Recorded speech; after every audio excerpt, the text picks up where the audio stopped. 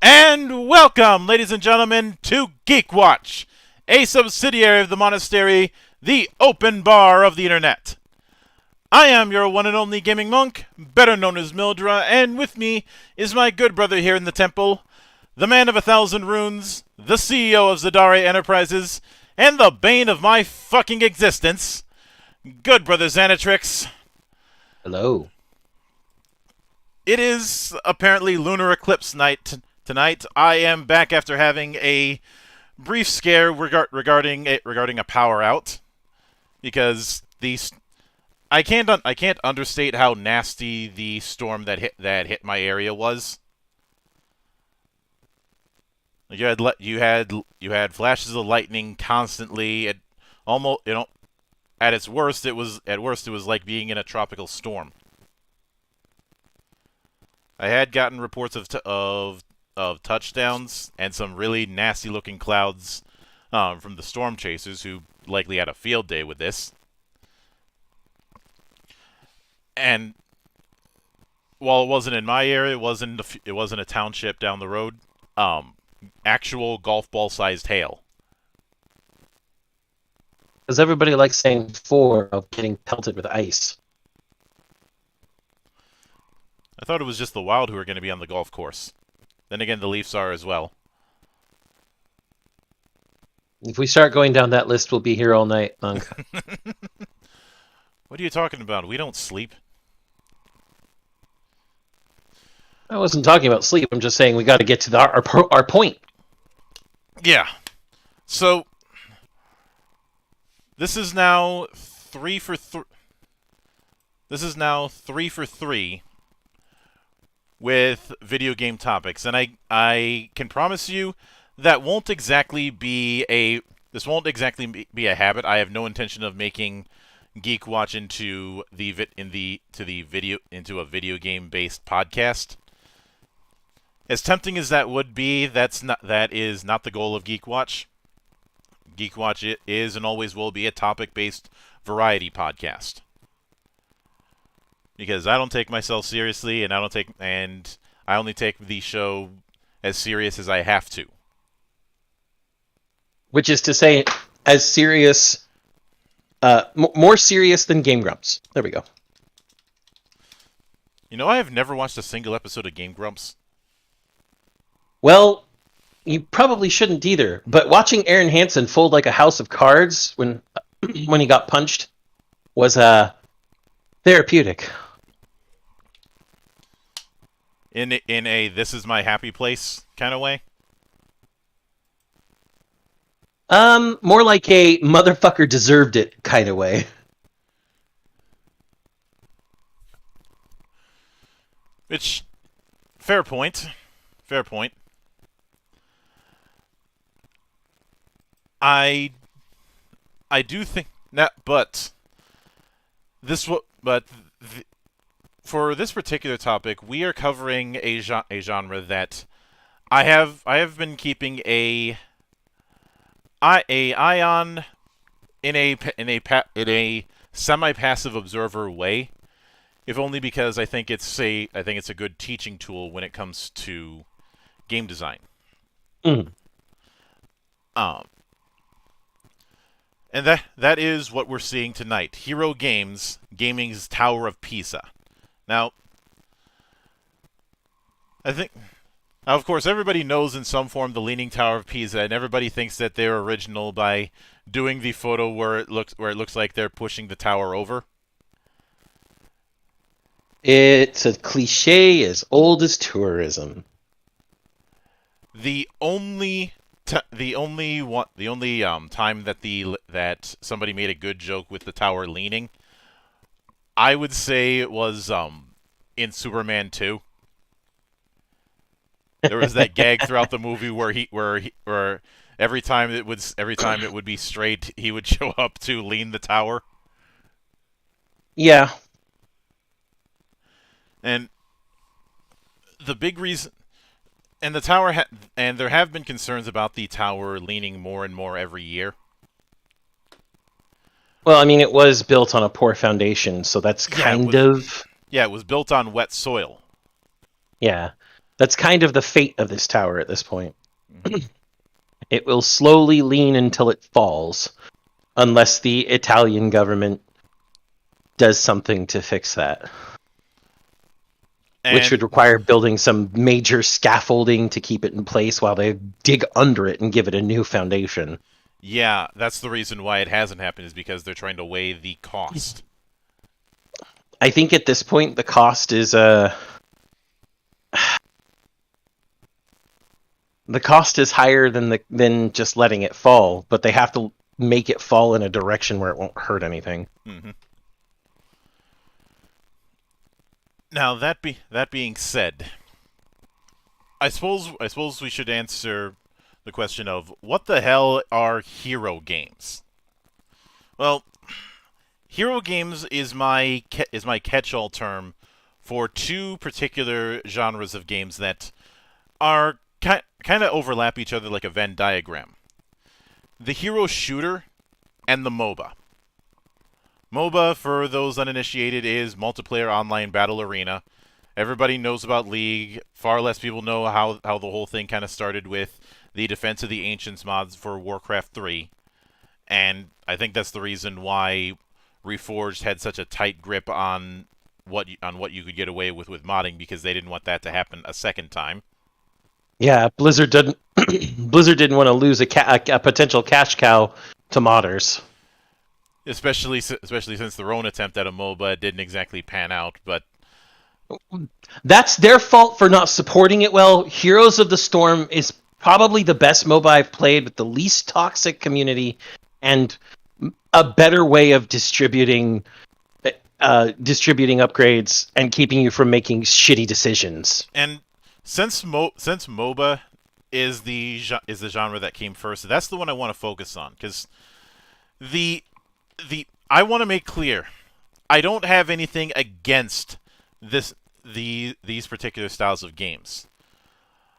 What I do have an issue with is that a lot of the problems that they suffer from are self-inflicted. In addition, is the fact that because of how they're designed and how they're supported, they're going to fall under their own weight with time. Yeah. Hence MOBAs. Hence the name Gaming's Tower of Pisa. Yeah. Most MOBAs tend to introduce more and more champions, or whatever they might be called in each game. But before we can even get into that, we should go into the default formula with these kind of games. It is usually a group of a party of I'd say it's usually around five people on each side. Each one trying to get to the crystal or basically destroy the goal at the end of the stage. You have 3 lanes. You have a bunch of side tracks in the form of the jungle. Mm-hmm. You have creeps that push against turrets, which you need since going up against a turret by yourself is not a good idea. It is death. And you're usually going up against the smaller creeps to get gold or the like, to get upgrades for your character. Mm-hmm. Now that is the base of the gameplay loop. That's the most simplified version we could give. Mm-hmm. There's a bunch of other not minor, but details that may not necessarily be relevant to our point. And on paper there's nothing wrong with that particular format. The key word here is on paper.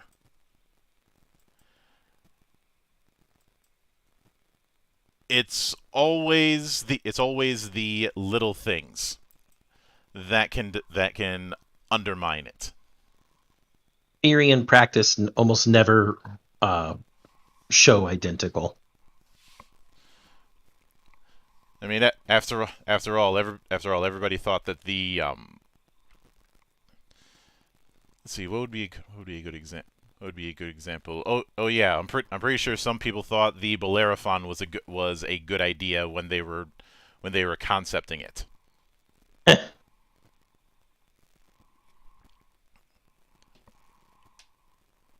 Uh, and of course, it's like let's make a heavy ass battle mech try and fly like a plane. What could possibly go wrong? The heavy part. It's like why do mechs only use jump jets instead of full on flying? Because they're fucking heavy. Even a Because, even a scout mech is still pretty damn heavy. because they're not Gundams. How do Gundams fly? I ain't got to explain shit. Mm-hmm. But with the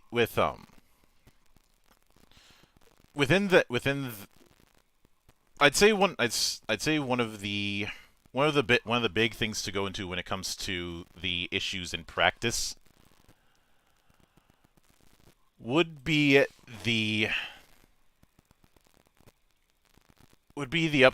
actually the upgrade system.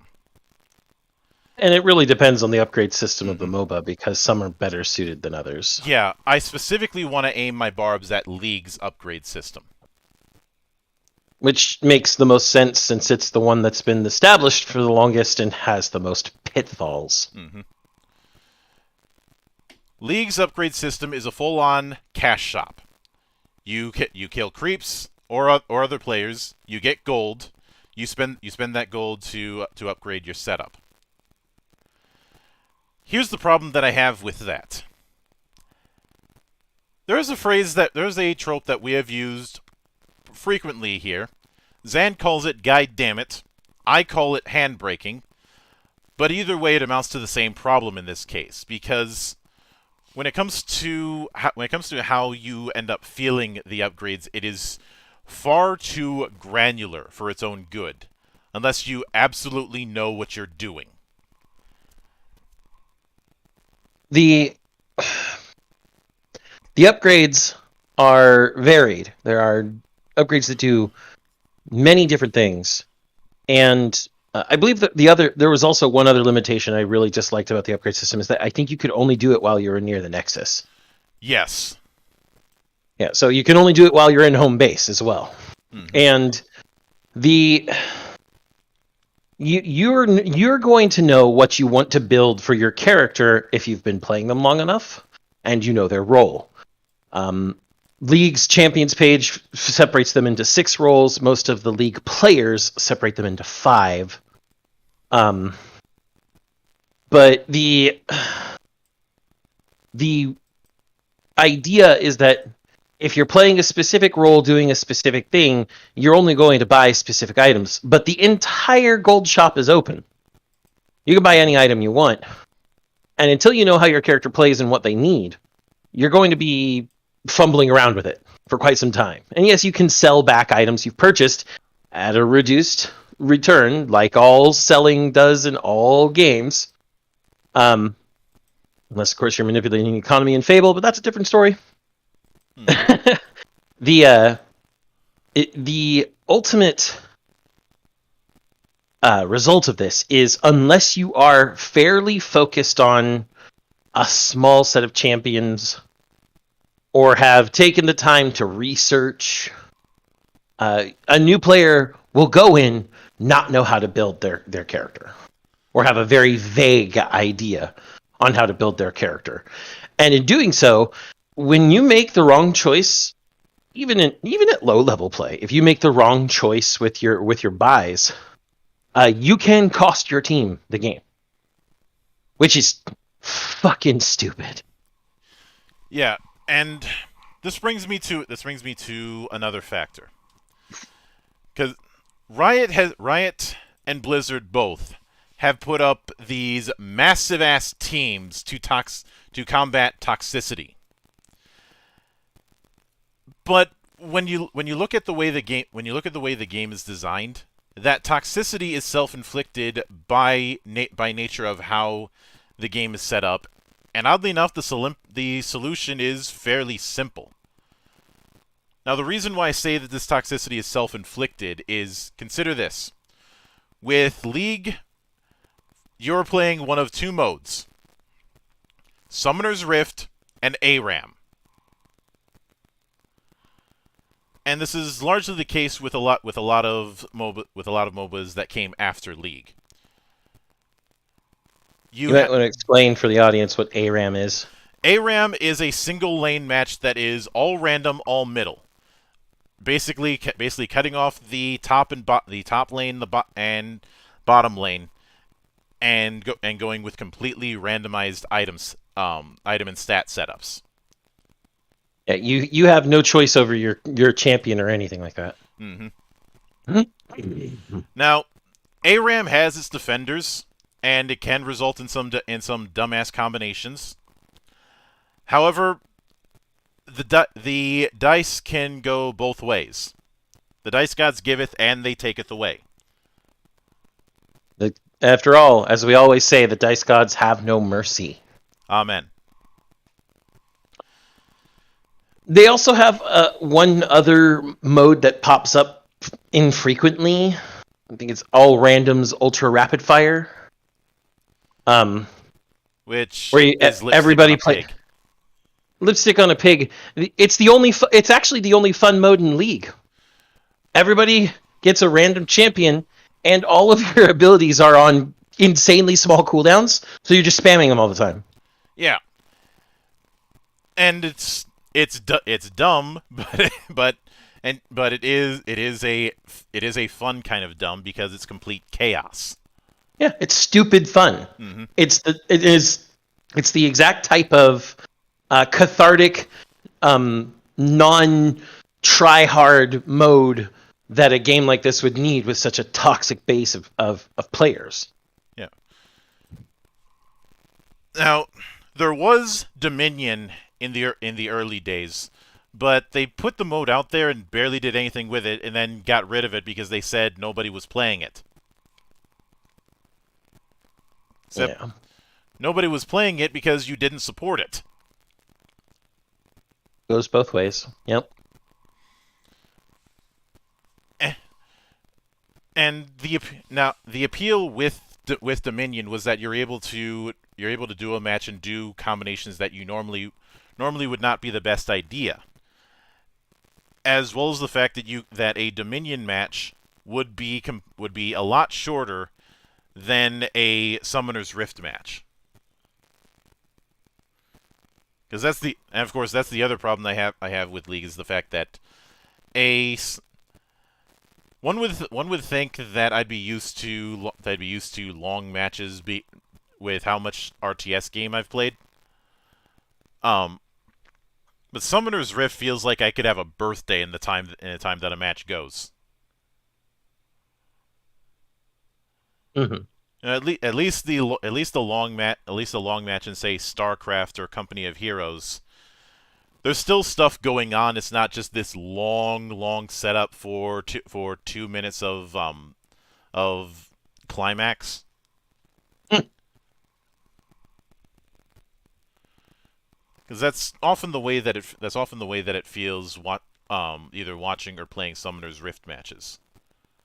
Yeah, people farming creeps or getting the special mobs in the jungles, which are basically like sub objectives, because the buffs that you get from those mobs are rather powerful. All to set up like a lane rush or a tower rush, just to push as far as they can while those buffs are up. Mm-hmm. And honestly, a lot of other MOBAs have kind of, like you said, copied this particular formula. Yeah. Now, I suppose one might ask at this point, how does this create toxicity? Well, here's the problem. For starters, I double checked in more recent years, the support for team-based queuing is still a massive gamble. The only time that you can really control the skill level of who you're going to be up against is in ranked, and I'll get to that in a minute. And and this is a game that requires a heavy amount of coordination. No matter what your skill level is, you're expected to have some level of coordination, and kind of have this. I would say it would have the same problem that happens with raiding in MMOs, except with raiding in MMOs. First off, there's a whole lot of setup you have to do to get to that point, and second off, it's not like if you boot up, say, Final Fantasy 14 or Black Desert or what have you, that you're gonna be doing raid like material right out of the gate. Yeah, you have to get through a certain portion of the game to unlock raids, and in order to get to that portion of the game, you're going to have to familiarize yourself with it. Mm-hmm. So really, most of the PvE content, normal PvE content in an MMO, is your tutorial for when you want to do raiding content, or mostly dreadful PvP content that exists in most MMOs. Not so with MOBA, especially not so with League. Isn't the tutorial like a fight against bots where they teach you about certain things and then just kind of throw you in? The tutorial tells me just enough info to piss me off. Yeah. Because there's a right way and a wrong way to do tutorials, and the wrong way to do it is just to give the basic controls and not the bigger context.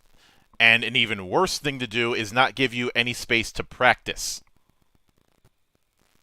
Yeah. Which is, again, like, I know that the comparison to MMOs is kind of misguided because it's a completely different gameplay ethos.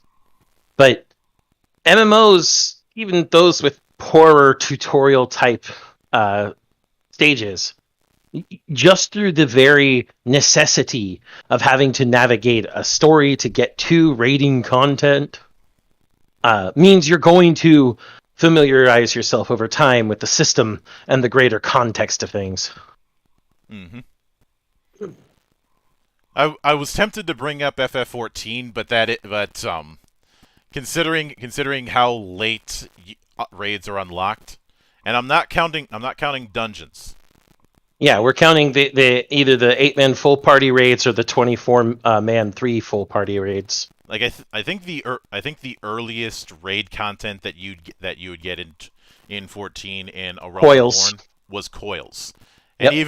even with coils, it's recommended that you because I remember when in the early days of coils it was infamously difficult.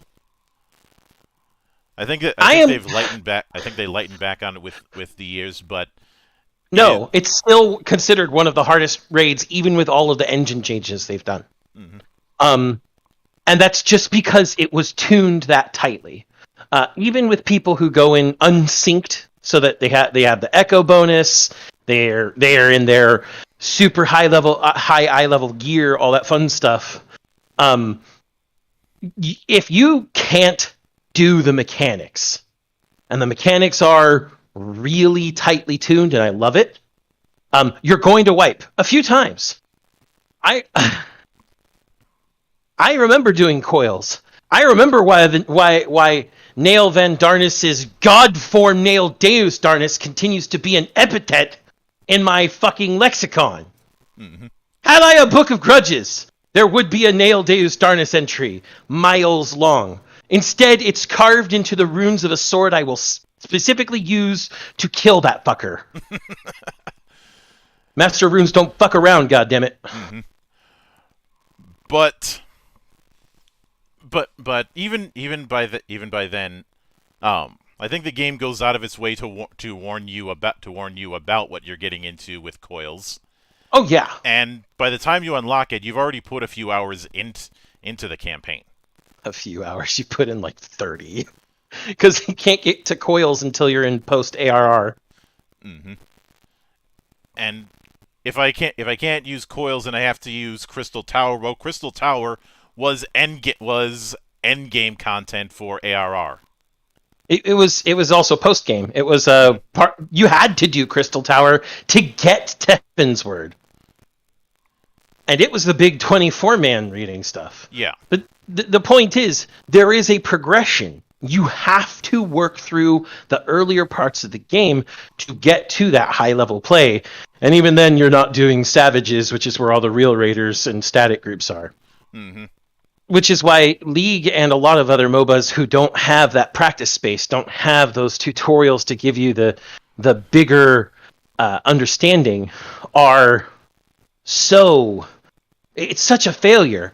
And it's why, again, I'm so fucking disappointed with Heroes of the Storm and its loss.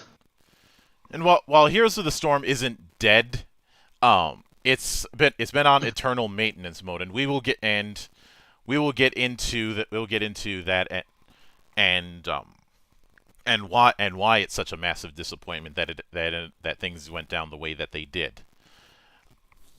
But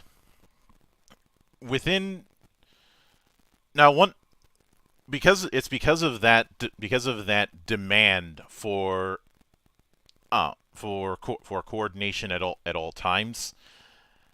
A lot of people aren't going to be going with a party of people that they know. They're going to be stuck with randos. Yep, you pug a lot in League or in another MOBA, a lot. And this when we get to the hero shooters, this problem actually becomes exacerbated. Yeah, but team queuing in MOBAs is notoriously hard because unless you're in ranked where you're, what is it called? MTR or something like that? I forget the term. Mm-hmm. But the term that is your ranking. Yeah. Is weighed and measured and thus balanced against another team in ranked. If you're not in ranked, that balancing is much looser to the point of being nearly non-existent. And sometimes you'll have people at skill level bronze encountering people at skill level diamond. Yeah. To use a parallel, I would bring up the fact that everybody in the Call of Duty community has despised skill-based matchmaking for years. Because what ends up happening when it comes to skill-based matchmaking is you end up having a few good matches, and then you get put against the I guess the sweatiest of ultra sweaty guys. The triest, the hardest of tryhards. Mm-hmm. The people who know life games, know life one specific type of game because they really think that those numbers are their self-esteem. Would you say that they are no life kings?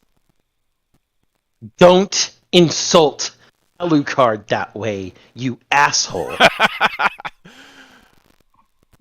But the problem, as has been elaborated, is that it discourages you from being good at the game. Because of the fact that you never feel like you're moving upwards. And there is a the design in League and similar MOBAs, because of the emphasis on ranked. This is where a bit of a cultural thing comes in. Because a lot of people have this idea of you play regular multiplayer for regular matches, and you play ranked for when you actually want a challenge. Regardless of the game that you're playing, that's generally the idea. And it works really well with games like fighting games, actually. Mm-hmm. And speaking of that whole practice in a controlled environment, imagine the amount of nuclear levels of heat that any fighting game would get if it didn't have a practice mode. If it didn't have a practice mode for people to lab in, the fighting game community would fucking go Nova. The FGC would be like, You can't practice or lab in your fucking game? Are you retarded? The game would bomb. The game would die within weeks. And it would be used as a punching bag by the community for years to come. Exactly. So, many MOBAs not having that sort of practice mode, they're failing to understand how to build a proper competitive schematic, I guess is the best way to put it. Competitive games, especially skill-based ones, need a place for people to practice their skills in order to improve before going back in and facing other people. Yeah, and I know some people might say, but League and the like already have a competitive schematic with the pro scene. They They do, but the problem is that the path to being able to get better is one that you're essentially brute forcing your way through when you don't need to. Essentially, you are butting your head against a wall until you break through it each time you want to get better. You might break through the wall, but you're going to have one hell of a concussion. Mm-hmm. This type of environment is only good for such a small amount of people, and that's what builds the toxicity. You've got this small amount of people who are doing the improving and getting through stuff really well. They're willing to make that sacrifice everything to break through the walls mentality, and anyone who isn't is actively a hindrance and a nuisance to them. Mm-hmm. It also means that casual games get treated more seriously than they should be because they're casual. We really got to do well in this casual game. I gotta keep up my API or APM. Excuse me. You get one or two of these tryhards, and they're constantly on. So if you're pugging, you're gonna pick up some of them. Mm-hmm. Who will absolutely lambaste you in the written chat, which, to their credit, League did add the ability to mute typed chat like 7 years after the game started. And by then it's a bandage at best. And yes, it's true. The League community, the non-toxic people, do report these toxic people. There's one other problem with most of the toxic people. They're also whales. They spend tons of money getting new champions and skins they like, and they play constantly. They are the lifeblood of the game. Riot is less likely to ban or even reprimand them. Yeah, and with the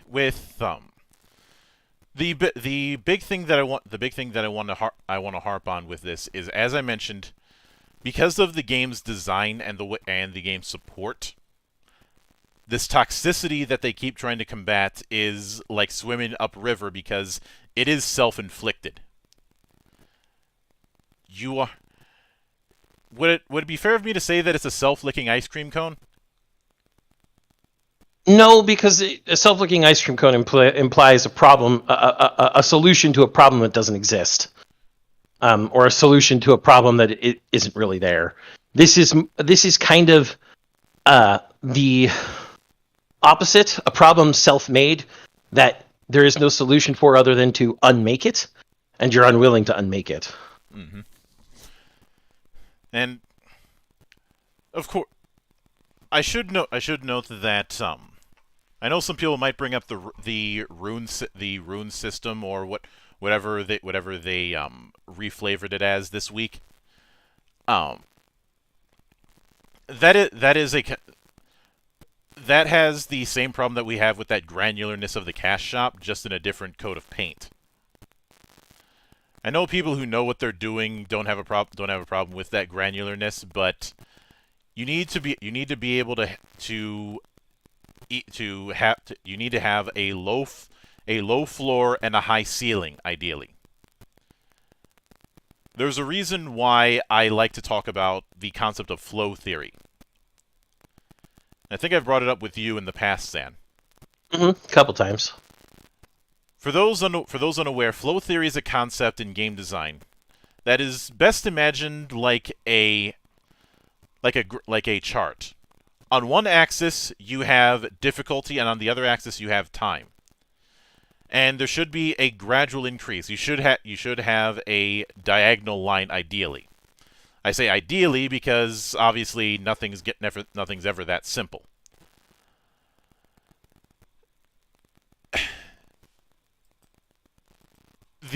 If the difficulty goes up too quickly over time, you have frustration. If it goes up too slowly over time, you have boredom. And then, of course, there's all the nuances in between that we could talk about, but those aren't necessarily relevant. Mm-hmm. The point is, you have in something like this, because there's a lot of a sunk cost fallacy when it comes to League, and I would argue it is far too intimidating for people to get into the game now, especially with the sheer amount of champions they have and how they have how many of the people in the game are people who have been there for years and thus have a high skill level themselves. Mm-hmm. Now, I'd say this is as good a spot as any to discuss how, despite Blizzard being Blizzard and that being the reason why this ended up failing, Heroes of the Storm is the MOBA setup that I wish more games ripped off. First of all, the tutorial teaches you all the things you need to know about the basic gameplay loop, including upgrading your character. But that's also which go ahead. I think we should get into each of the aspects that it presents and contrast. Mm. Now, the whole set of abilities and an alt, that's the same. That doesn't change. The first thing that it teaches that is different is the fact that leveling is a shared experience. Yeah, you no longer level on your own by killing and killing any creeps or killing other players, and that increases your level. And you don't buy upgrades solely for yourself back at your home base to upgrade. Experience is shared amongst the entire team. And each time the experience bar hits full, the entire team goes up a level, and there are places along that level up, that leveling schema, where you get to choose skills. And you get to choose between like two. Mm-hmm. Some are changes to your actual abilities, your QER and Ultimate. And some are passives, things that change, how you build up types of damage or what type of shielding you have, or there's a lot of different options. And this, first of all, leads to one of the best things. There are no pitfall choices.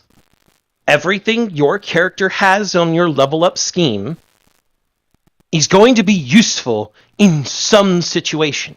And it's up to you to determine which is more useful for you in this match.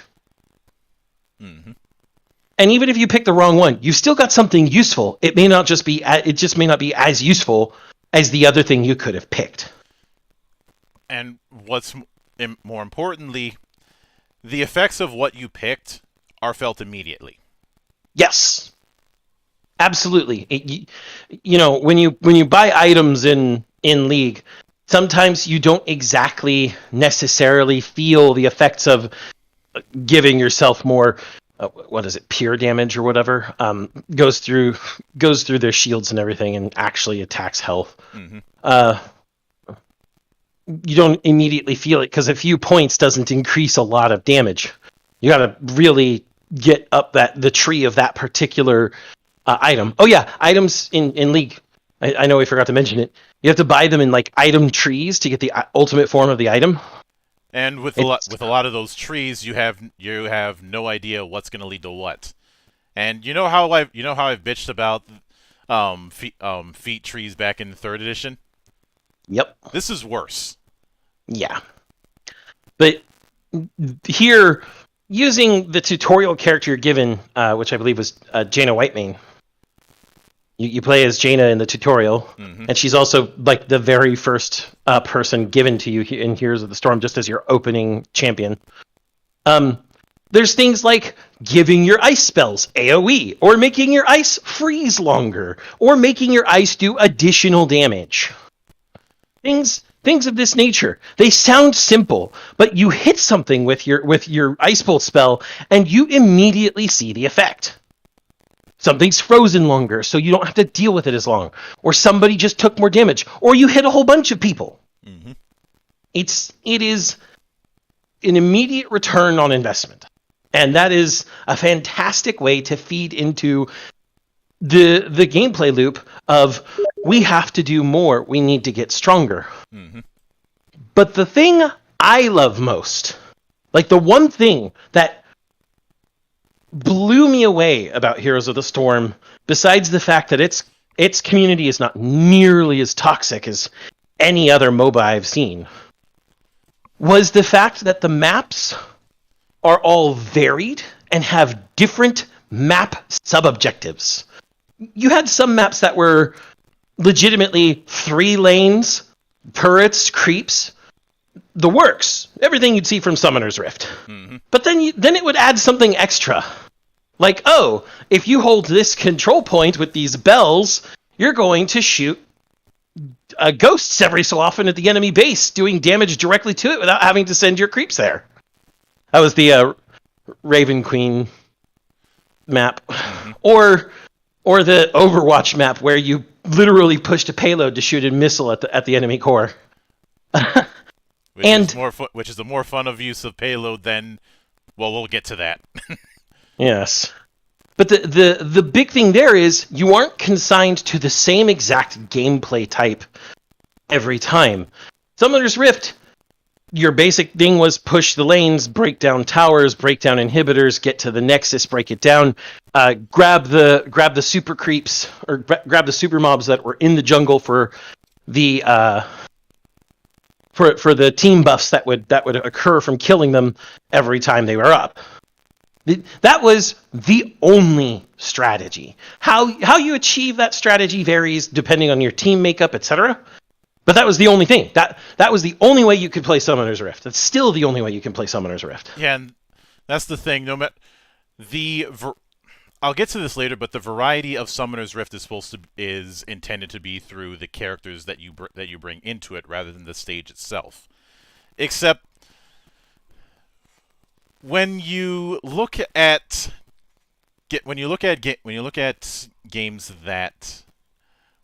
say shooters, the different variety of shooters and the different maps within them, ideally, even if all you're doing is just the same kind of shooting,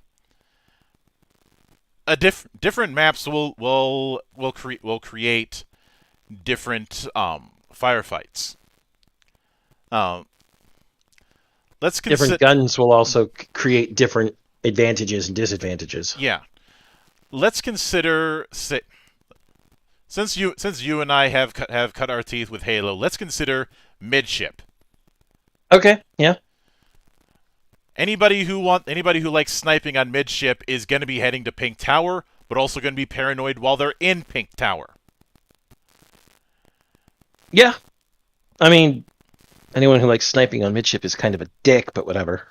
Well, the point is that Pink Tower, as it's called, and I'm pretty sure there's an official name, but I call it Pink Tower, is an almost perfect crow's nest for sniping.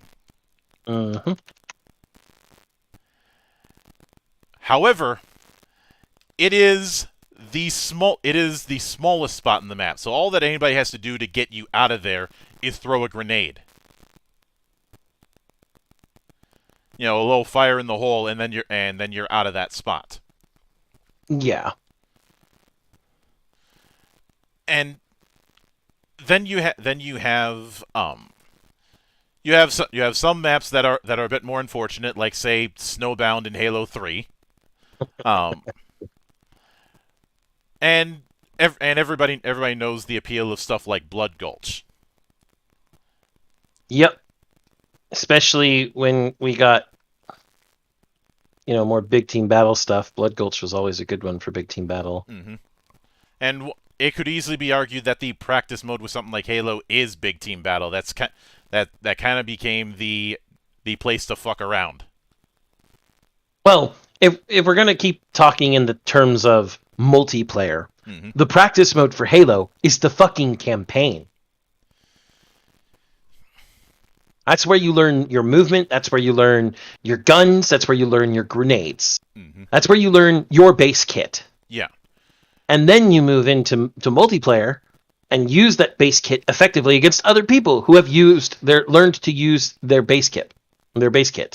Now, I've seen some argue that the sub-objectives in the maps in Heroes of the Storm were glorified gimmicks.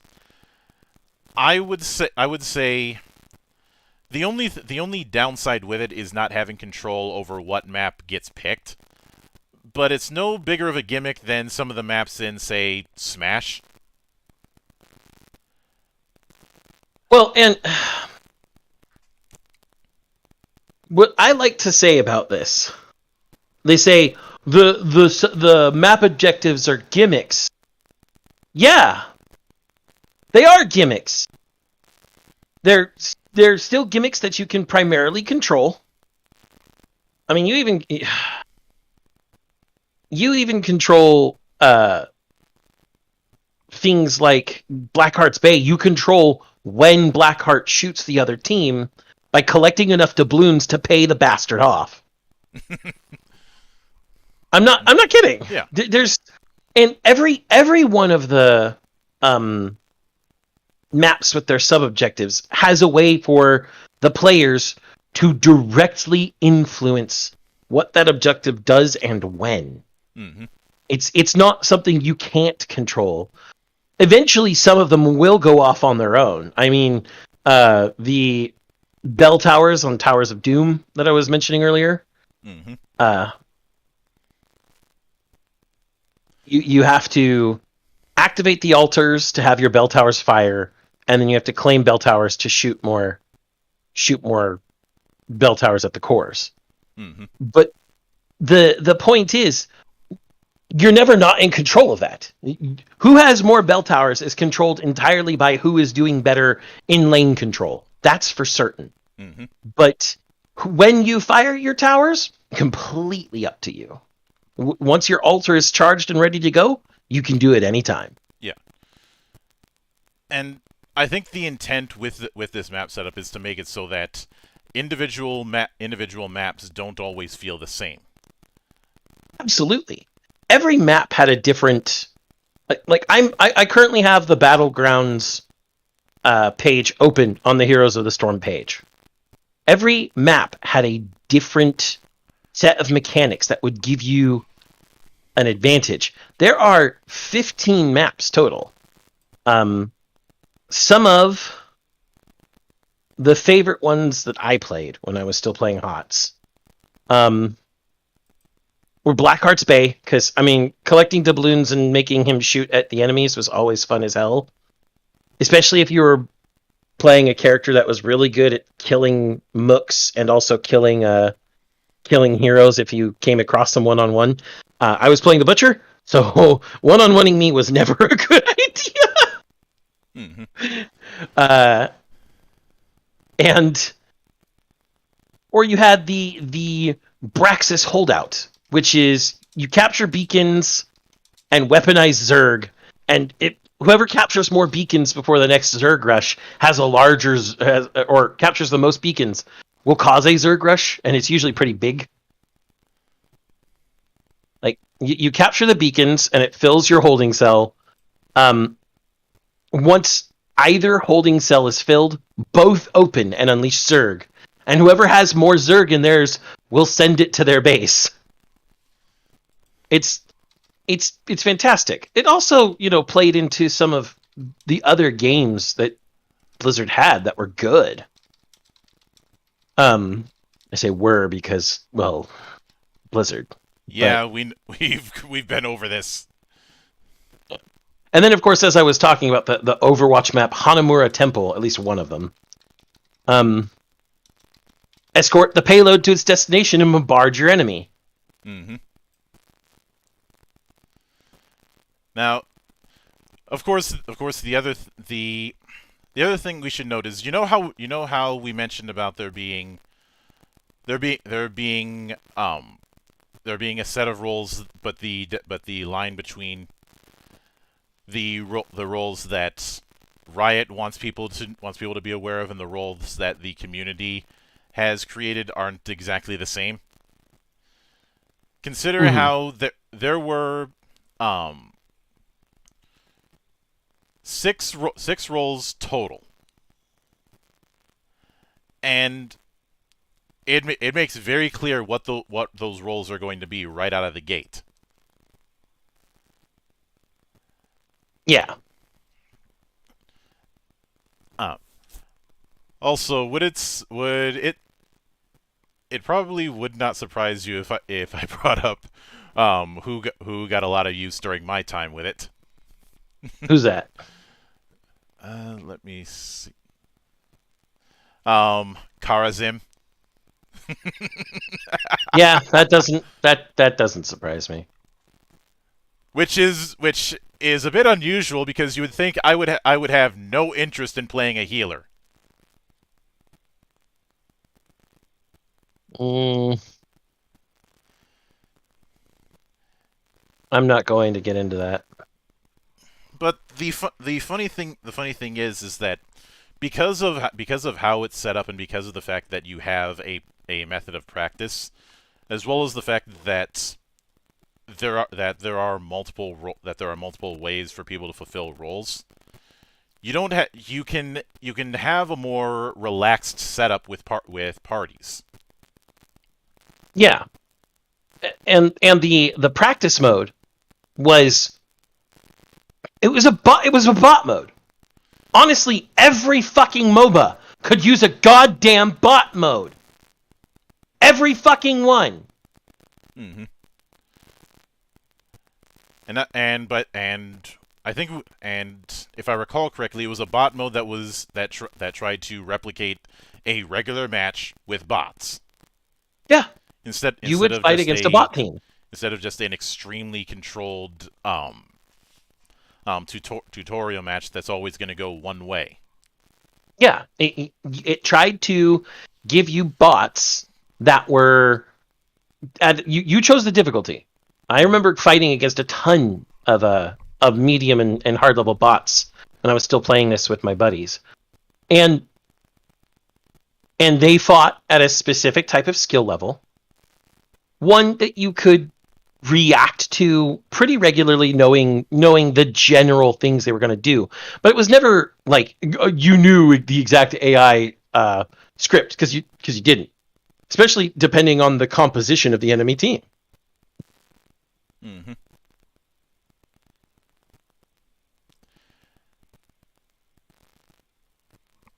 And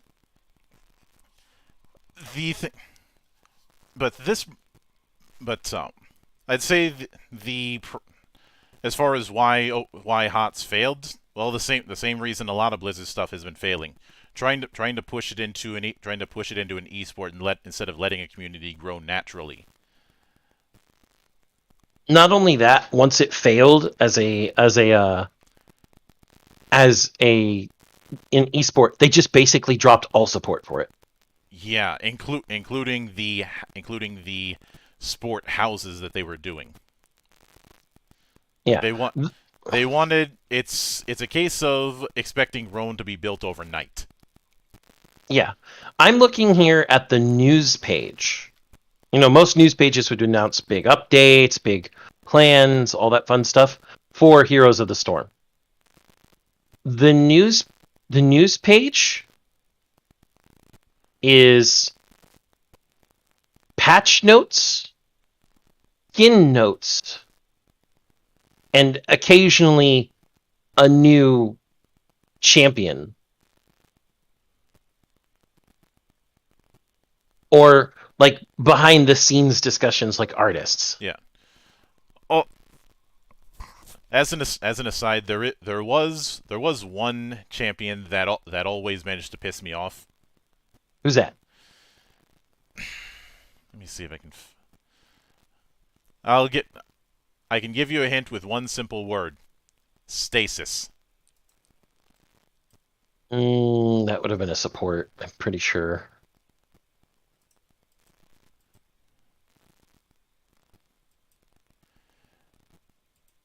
Let's see where the hell.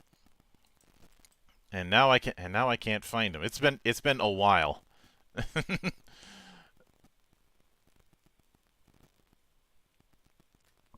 But I remember getting hit. I remember getting hit with stasis ridiculously frequently. I'm not too sure. Because there are a lot of characters that do some form of control. Mm-hmm. Anyway,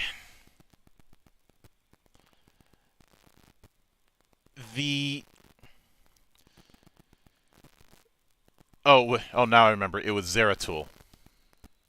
Oh. A lot of people didn't like Zeratul. Yeah, fuck that guy. Because he puts you in prison.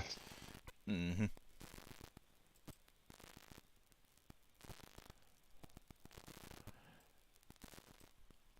But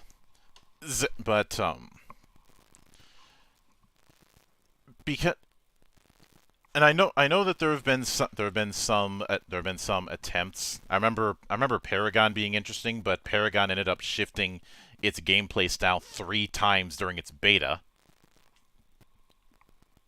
Yeah. Like originally it had a very standard approach. Then they tried to go with a then they tried to go with this card-based system, and then they decided to go with a mix between the two. And the problem with that was not that any of those 3 were bad, but you're doing these massive design changes multiple times.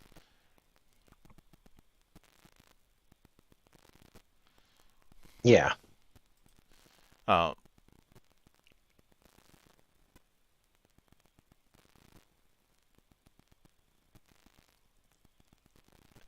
It is something that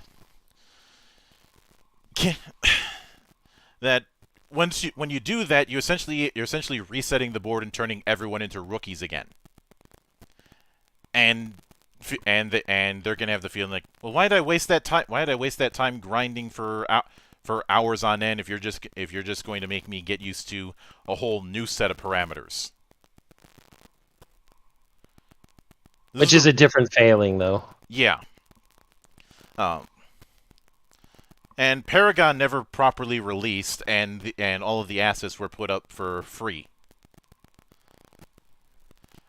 There are some people who are trying to bring it back, but I haven't seen much update on that front. Mm-hmm. But then we get to the whole concept of the hero shooter, because I think we've belabored the point of the flaws of the MOBA, as well as the big one that I want to save for last. Yeah. And now, the concept of the hero shooter, of course, has its roots in 2Fort. And for what it's worth, 2Fort still holds up nowadays, even though it's kind of been morphed into a Frankenstein. Mm-hmm. Although I can understand why people would prefer trading or loot boxes because the crafting system sucks. Yeah. It sucks. It sucks in the way that you utilize it, and it sucks in the way that it organizes it. And you know how much I am a stickler for proper navigation. Yep. Proper navigation and organization. I do not have OCD. I know it may be hard to believe sometimes, but I do not have OCD. And the setup with Two Ford largely revolved around things like getting the briefcase, which is basically capture the flag, or the payload versions, which were just giant clusterfuck matches. Mm-hmm. And there is certainly a degree of vanilla-ness with the base classes as you may have played them in, say, the Orange Box,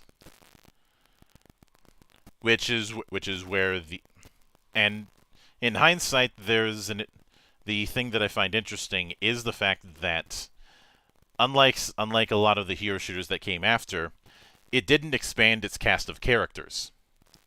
It just expanded what you could do through unlockable weaponry.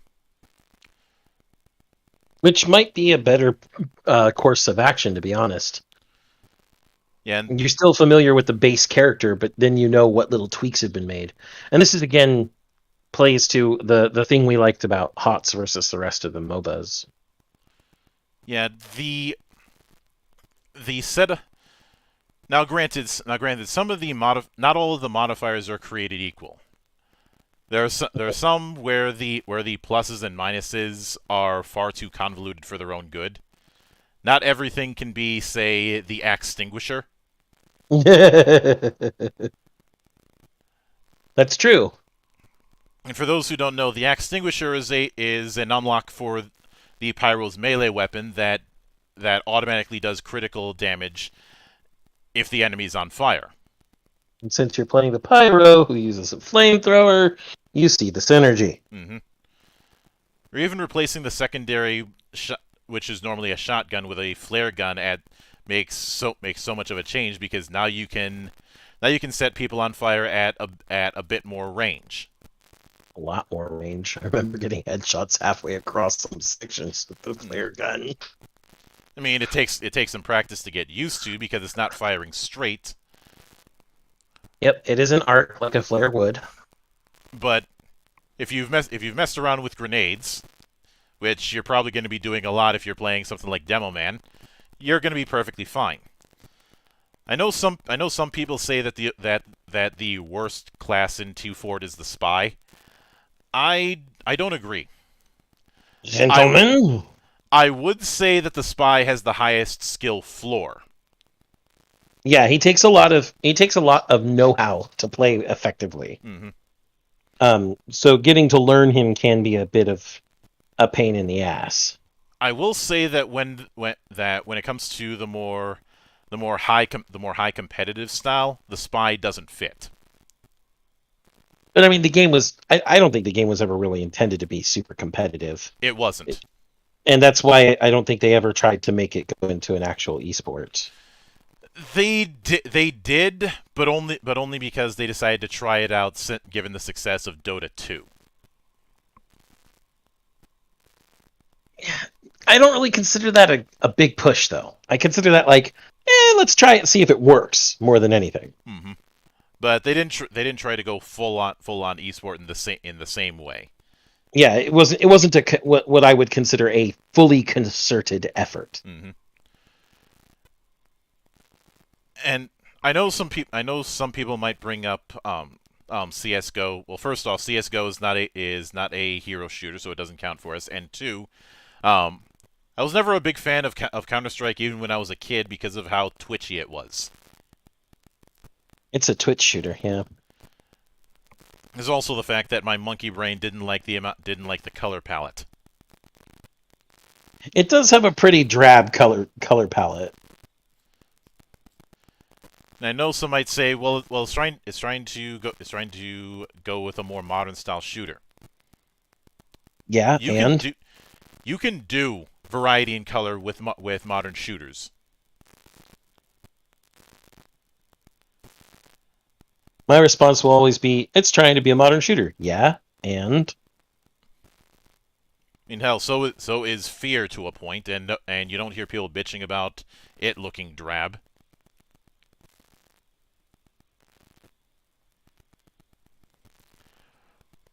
But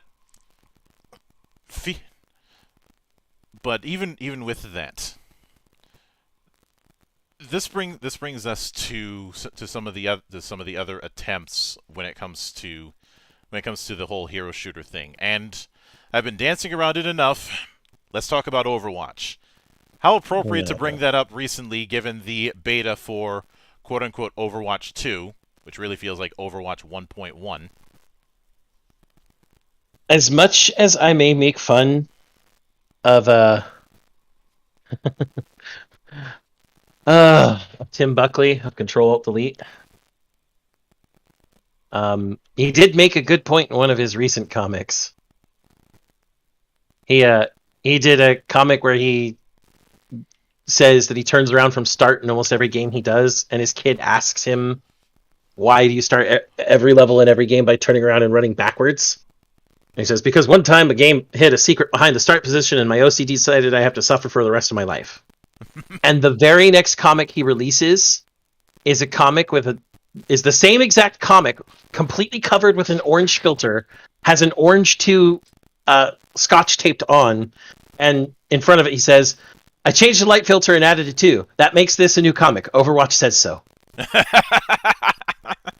Like I said, as much as I may rag on Tim Buckley for some of the stupid shit he's done, and the lost meme will never die because of him, I got I gotta give it to him. That was a good joke. Mm-hmm. Good effort, man. Have some steak. Exactly. But now Overwatch 2 is currently in beta right now, and the fan base has been ripping that a new one because because it just looks like a refinement of what came before than an outright sequel. It could change once the PvE mode comes out, but I kind of doubt it. Mm-hmm.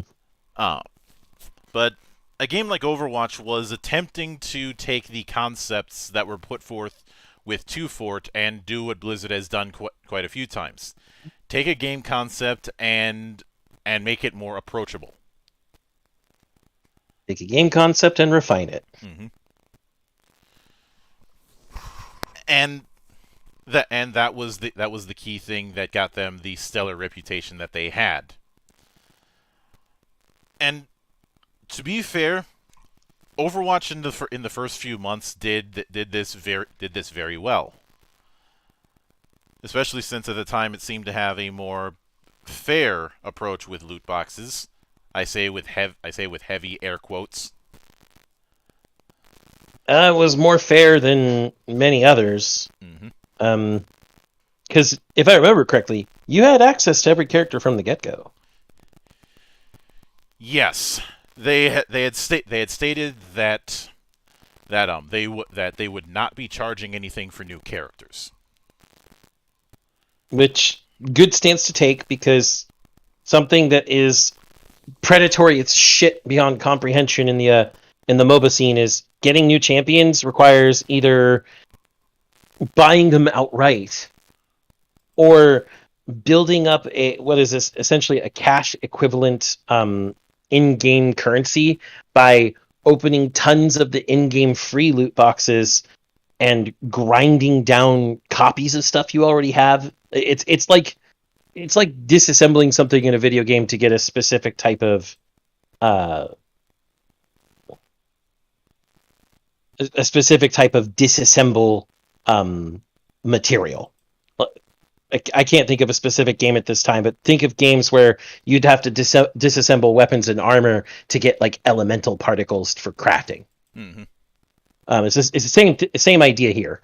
To get the type of currency you'd need to get a single champion in, say, something like League, you'd have to open, tons of post-game little packages that give you either little bits of the currency itself or skins and stuff that you may already have, and thus you sell them for more of that type of currency.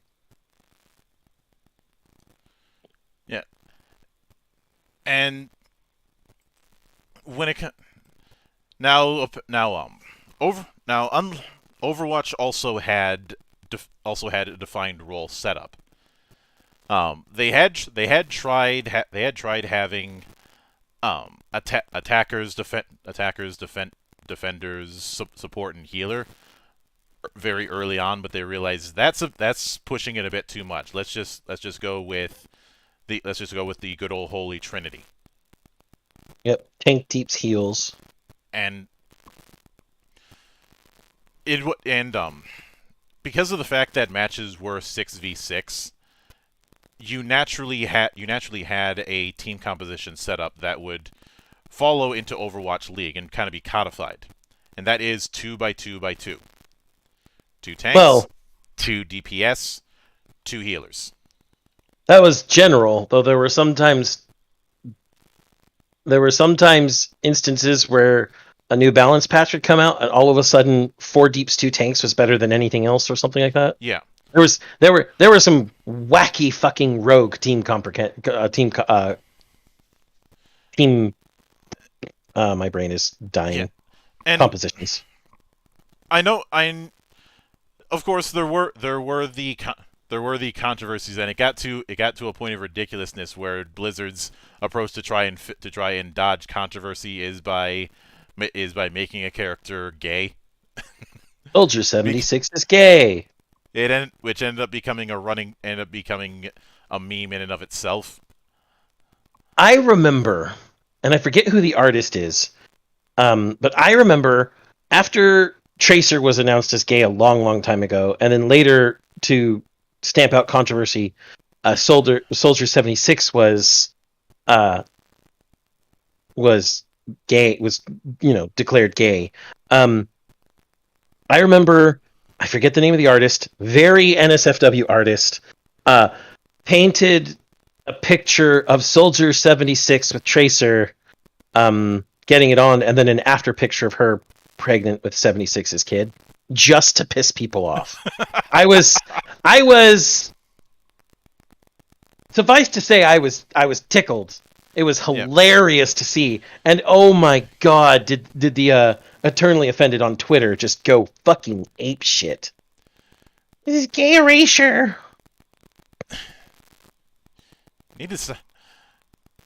Of course, those are the same people who are in stan culture, and I've already made clear that I do not respect shippers. Mm-hmm. But when it came to, I'd say you know how we talked about the toxicity in something like League being self-inflicted? Yeah. I think this is where we need to rip off the Band-Aid and go on how the toxicity in something like Overwatch is even more self-inflicted. Yes. Because of the hero shooter where you can't queue up in a team. You can't queue up on a team, and there is no team deathmatch. Yeah, it's all either King of the Hill / capture points or payload. Mm-hmm. That's it. And while there is technically a practice mode, it's a practice mode that is just a shooting gallery. I think the practice mode was basically for you to familiarize yourself with maps. Which, okay, except cool. I find that hard to believe because it's utilizing its own map. I know. It's like, this is how you can get used to your movement. Okay, cool.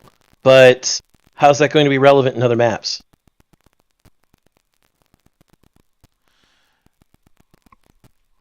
especially since I don't recall in any loading sequence or the like where they showed a map of the map. I don't think they did either. Yeah. So the only way that you'd be able to get an idea for the ideal routes is by memorization. Memorization. Yep. Playing those actual maps and memorizing where to go. And I've never been a fan of memorization being the answer to difficulty. Yeah.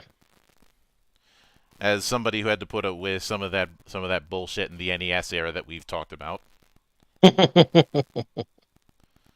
Oh, especially my experiences with, say, Contra. Konami being a shit even back in the NES and SNES days. Yeah, but because of the fact that there's no team queue, you're going to be up against a bunch of randos, and once again, you're with a bunch of randos in a game mode that requires heavy amounts of coordination. No, nothing bad's gonna happen there, Monk. What are you talking about? There's nothing bad about that. And especially because there's not much in the way of casual play. I know that there's the whole free play thing, but all of it is counting to your KD ratios, and i.e. and potentially your rank. So if you want to Smurf, just go die a lot. Mm-hmm. And yet, yeah, and once again, while there is the whole thing of casual and ranked, the problem is the only way to have any control over the skill level you're playing in is to play ranked, which because everyone wants to rank up in some manner, you're going to get a high stress situation, which means you're going to get toxicity. And you're going to get the sweaties. Mm-hmm. All the tryhards. And when you, especially since in those kind of situations, when you're dealing with a team-based game, you run any mistake that you make, no matter how slight, is going to be exacerbated to the point of you being worse than Hitler. Yep. The trivialization of Nazis and Hitler didn't start recently, people.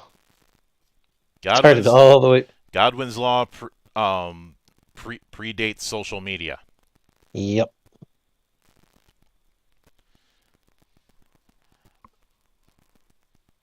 And the thing within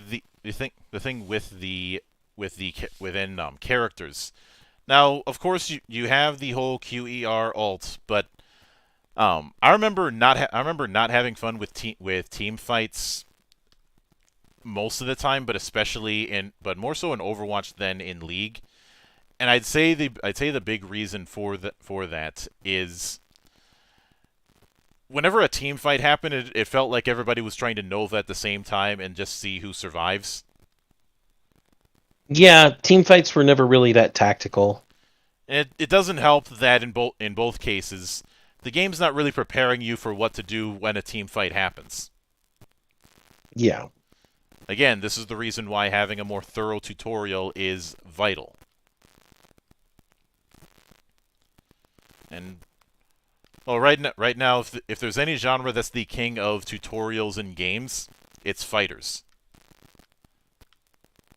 And the undisputed champion, even among fighters, is ArcSys games. Yeah. ArcSys does everything really well. Mm-hmm.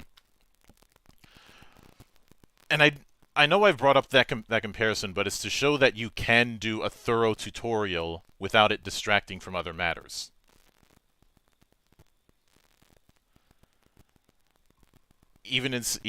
And it being free to play or buy to play or whatever is irrelevant. Mm-hmm. Now, I'd say But for me, one of the problems that I had with hero design in something like Overwatch is the lack of customization. As Shammy had pointed out, characters in Overwatch are meant to be played as, not with. And a lot of times you're picking a character not because you enjoy their kit, but to counter what someone else has picked. Yeah, counterpicking in Overwatch is a big thing. Like the reason someone would pick McCree, and I know they want to claim that it's Cole Cassidy, but a lipstick on a pig is still a pig.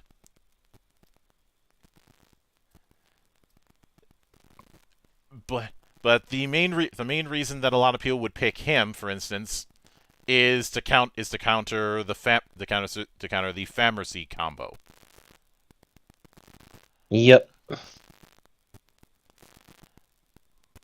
Um, and these and granted, there are some characters who are completely designed for one particular playstyle and little else, but the problem is there's a difference between someone being really good at something and someone being only useful for something. A fighter archetype in a lot of role-playing games is certainly meant to be the tank, but there are multiple ways that they can fulfill that role. Even something like the heavy in Two Fort. Yeah, he's meant to be the defensive guy who throws Daka to get to suppress. But there's multiple ways to go about that. And just because there's the popularity of the medic heavy duo, that doesn't mean that's everything that they're expected to do. It just became a reliable combo. But the best players always know when to break away from that combo as needed. Mm-hmm. The other issue was with ultimates, and the fact that ultimates basically became a win button in no matter what character you were utilizing. Yeah, if you could get your ult off effectively, you could turn around everything. And I'm somebody who always prefers the philosophy of no matter what, you're never completely safe. You might be safer with certain tactics, but you're never safe.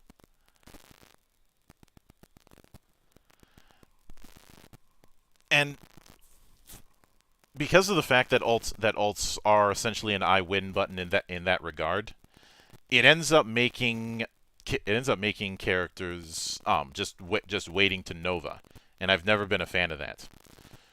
There are rare exceptions, and a lot of those exceptions are ones where you have a broad kit and it's up to you to figure out the most effective way to use it. Use both its strengths and its weaknesses. There's two characters that come to mind for me when it comes to this.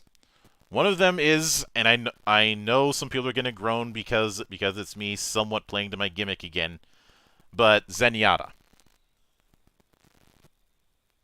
Yep, playing to his monk motif. It may be playing to my monk motif, but instead of a one-trick pony approach, you have to balance harmony and discord. You're able to dish out damage, but not consistently, and you're not the most mobile, so you have to keep that in mind. Mm-hmm. So instead of a do this thing and that's it, you have strengths and weaknesses that you can adapt around. Even though he was ridiculous when he first came around, I'd say the other example is Hamster. If only because due to swinging on the ball being his gimmick, it's a way for you to take advantage of the geometry. And since most of the maps in Overwatch are relatively confined, there's a lot of geometry for you to swing around and take advantage of. But of course, swinging around if you don't do it properly can leave you wide open. but you're essentially given a sandbox, and it's up to you to figure out the best way to utilize it. Is the key here. Now, when it came to the Overwatch League, as funny as it was to see the eternal failure of the Houston Outlaws, because the succubus is still sucking Houston dry. I'm not sure if it was a good idea to try and do a full-on sport-like league for esports in that regard, especially with how quickly they did it. If the game had only been out for a few years, and trying to do things like things like the profit-sharing setup that's usually utilized in professional sports, and having professional sport-like teams. I wasn't a big fan of it, but then again, I've had issues with esports for a while. You and I both. Largely because of the fact that because of how games are patched, you end up having to do a whole lot of relearning with esports that you wouldn't have to do with regular sports. Because with most professional sports, there aren't very many massive rule changes. There might be tweaks from year to year, or points of emphasis for the refs, but it's not like major changes end up happening every few months. Yeah. Even in something like motorsports, the only thing that might change is the regulations for the minutia when it comes to car construction.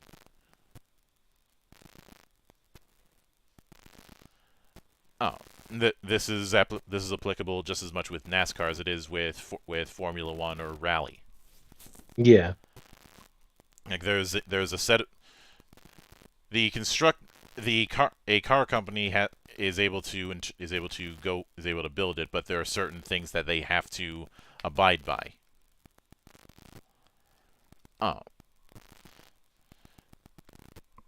And those things the only massive change that happened within that is say the car of tomorrow with NASCAR, or the hybrid era with Formula One. I'm pretty sure fans of both would argue that there's a lot more changes that I'm not taking into account, but I'm speaking in broad strokes here. Yeah. Whereas you look at patch notes for games, and there's a bunch of massive changes that can happen over the course of a year. Sometimes over the course of a month. Yeah, not accounting for how wide a change can occur. Mm-hmm. Never a good idea. No.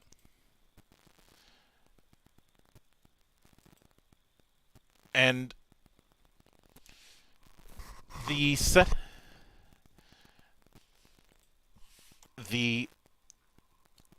other major issue is just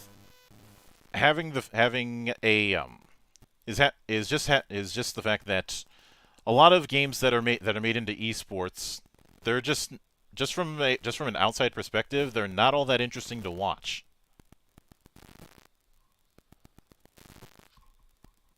I mean, as much as I like certain games, like when I think about the games that are entertaining to watch just as a show, Mm-hmm. the list is significantly smaller. Well, and not only that, but the what games are going to appeal as a show also differ on the viewers. I know that there are RPGs I loved to watch my friends play when we were younger, and they liked to watch me play too. We all played the same game, but watching and playing were two different experiences, and they were fun. But not all games are going to be like that. A game like Overwatch doesn't tend to have that sort of hype to it constantly. That's why the play of the game compilations started popping up, because really there's no reason to do more than watch those super cool single plays in the game. Mm-hmm.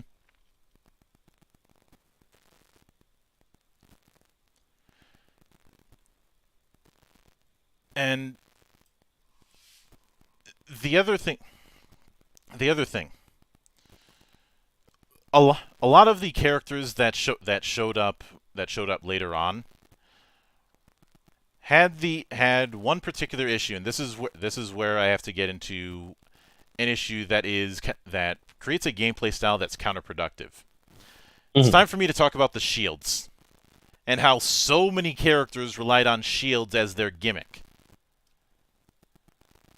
But it's hard to get people to, even though you're supposed to be breaking the shields with attacking, it's not that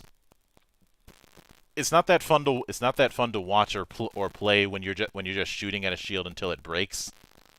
Yeah. And so many characters relying on shields did not help. Of course, there was also the fact that you had a bit of power creep, where certain characters became overuseful compared to early days characters. Mm-hmm. If I need to use a big example of this kind of thing, Brigitte, when she came out, who was a fucking war crime.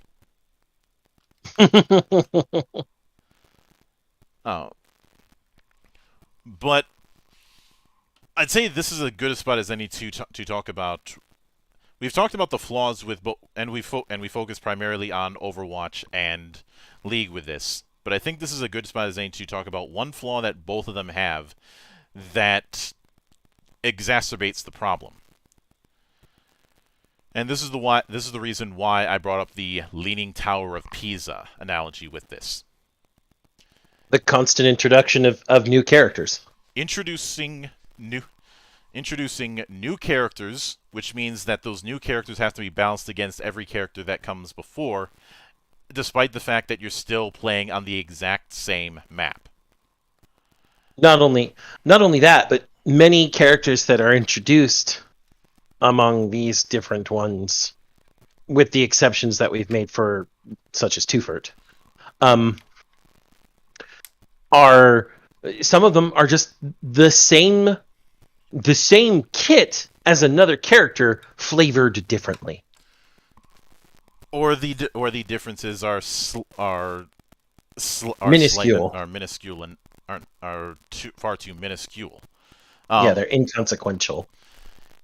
Like, if I'm playing Widowmaker, or if I'm playing Ana, for all intents and purposes, I'm still playing a sniper.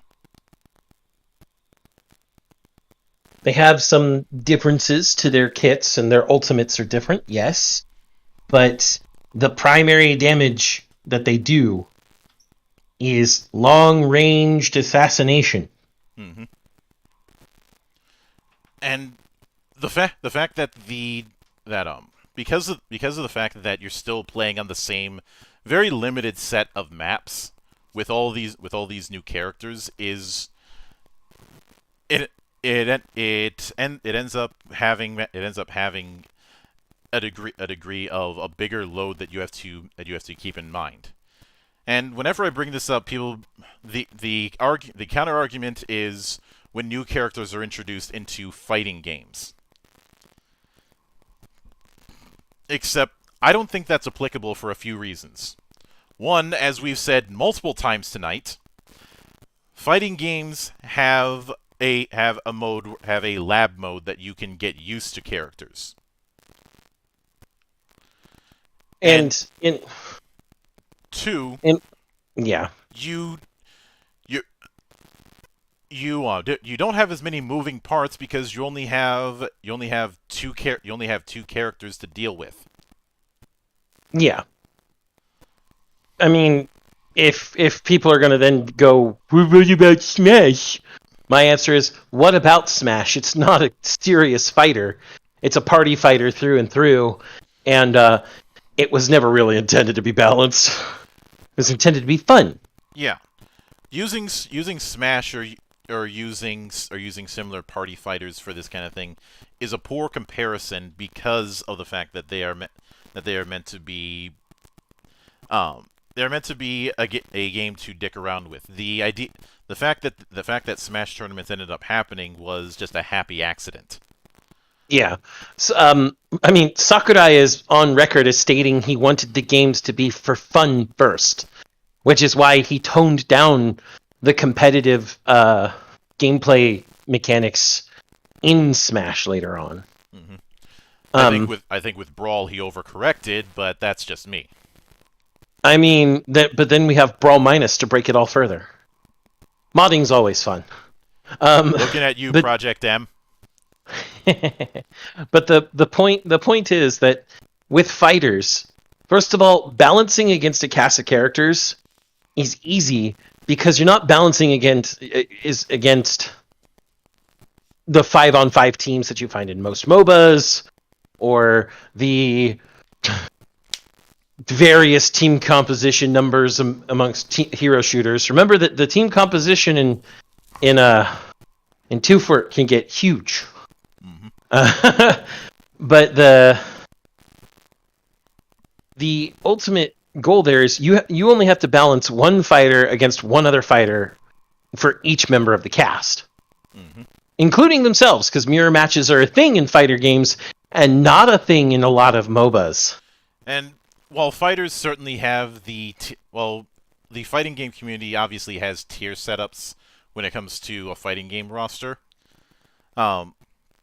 Just because somebody picks a lower tier character doesn't mean that you can sleep on it.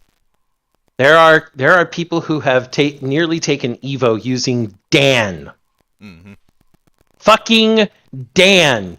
A joke character, acknowledged as a joke character by Capcom. A character who does not have any good matchups, is literally F tier.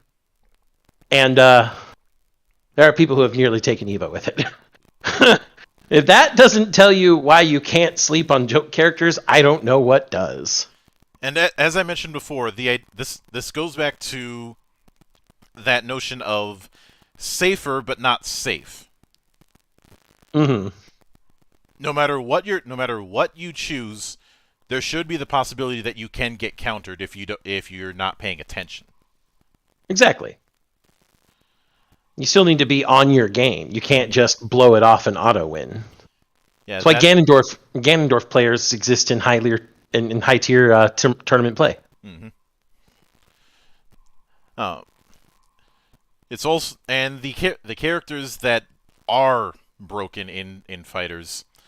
The community will usually self-correct and outright ban them. Human 21 has certainly seen that happen to her recently. When she centralized an entire Brazilian tournament. I'm not kidding, man. It was fucking weird to see out of the top 8 places, 7 were Human 21.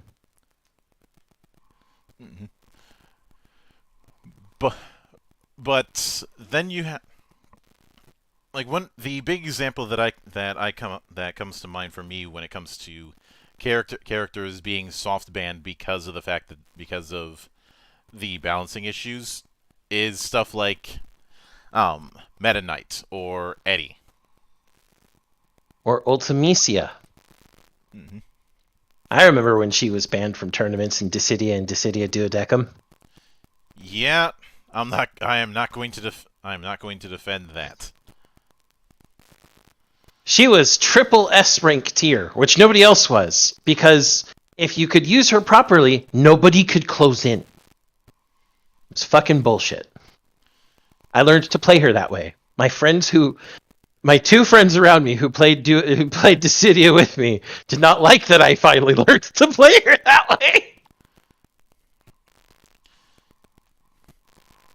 And speaking of which, when it comes to NT, I actually considered NT's approach to be a fair kind of hero game because you had a proper tutorial, and because of the fact that a lot of characters could be countered pretty easily.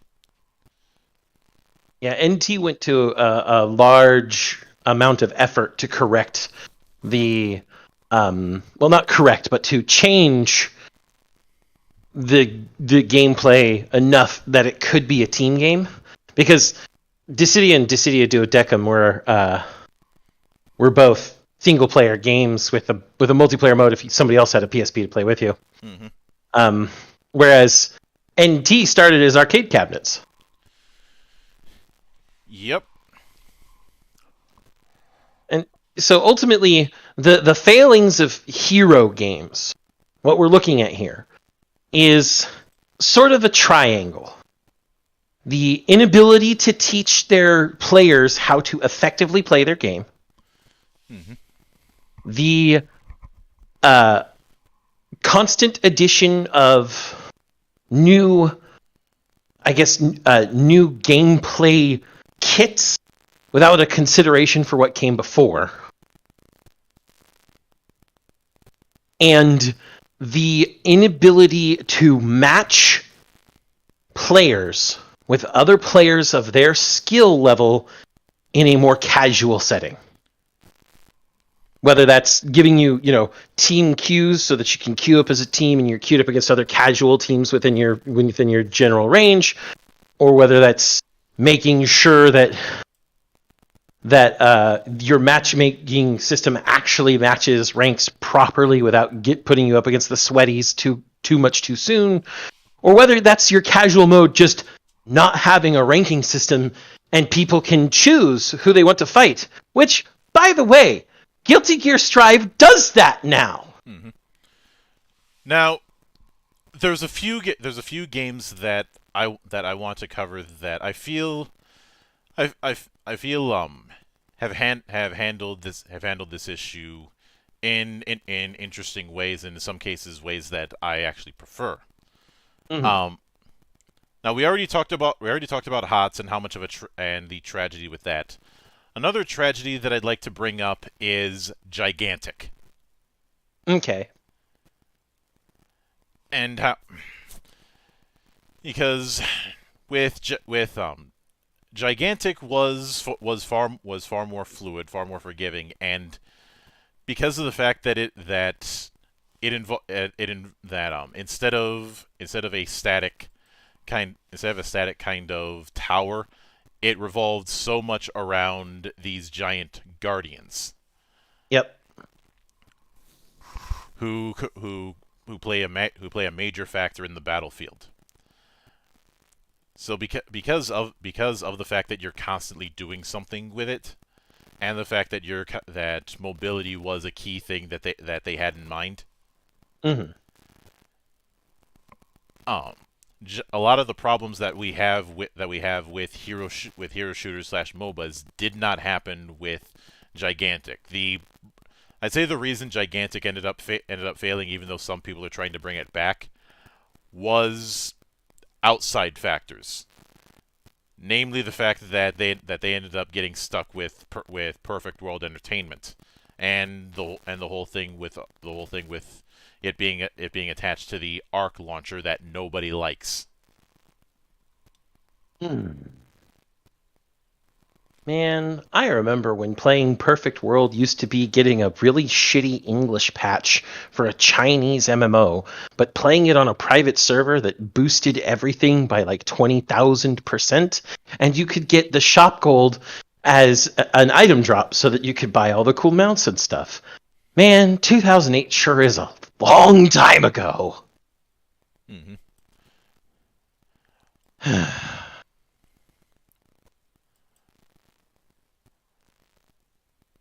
Also, I'd point out. You remember how you mentioned really liking the way the upgrade system the upgrade system with HOTS worked? Yeah. Gigantic had something not too far off. Which is good. Having an upgrade system where your choices are never outright bad in a team-based game. They may not be the most effective thing you could have chosen. Maybe there was something more effective you could have chosen. Or maybe you're building for early game, but early game's been too easy, and so now trying to build for late game is kind of hampered. But the point is, the choices are never bad. It's just one choice could have been better. When something is a B, but you could have had an A, those are still both really good. Also, I know somebody might say, what about Battleborn? Why did that fail? Well, that failed because Randy, and also because of the fact that it was trying to do multiple things at once and not being able to fully explain what the hell it was. It overextended and it overpromised and underdelivered.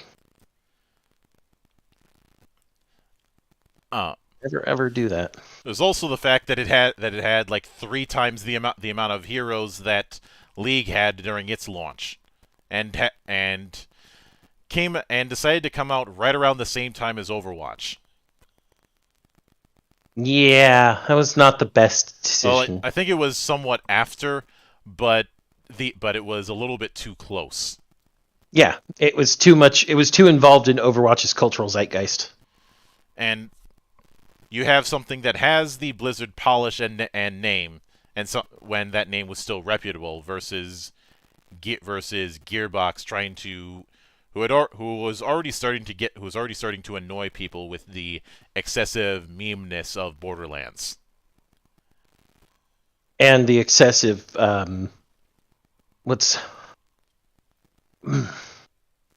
moralizing lectures. I'll put it that way. Mm-hmm. You must support X, Y, and Z, or you're a bad person. Don't tell me what makes me a bad person, motherfuckers, or I'll show you what it means to be a bad person.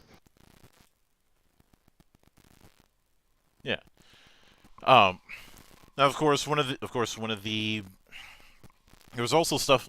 I would bring up Battlerite, but Battlerite is more like a twin stick shooter with some MOBA elements, and which I had a lot of fun with.